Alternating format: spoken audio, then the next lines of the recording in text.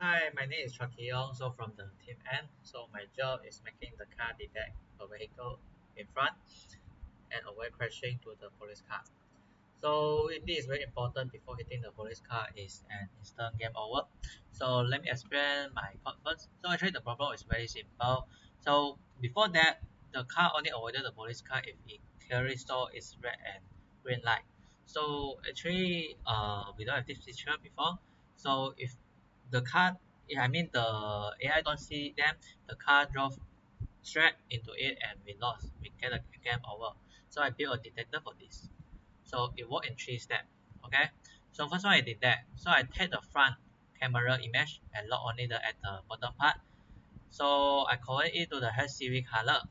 So for the voice car color is a white body, blue, red, and cyan.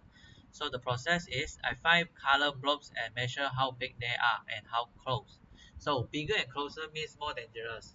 So I also wait until the car is seen in a few frames in the road. Then it will change away. So correct. So when a real obstacle is confirmed,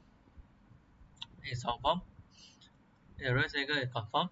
So the car will steer away to the carrier side and slows down. So the method is I use a simple color detection instead of AI like YOLO. Our code runs every 15 milliseconds with no GPU. So AI model will be very too slow and need training data, but color detection is more simple and faster and lighter solution. So in the code, the function detect front obstacle does the detecting. So instead processing tasks, we also give the obstacle length a big penalty so the car avoids it. Another part is the emergency override that steers away and brakes. So along the road, find the car color, confirm Israel, then the car will dodge it. So that's all from my solution. Thank you. This is my commit.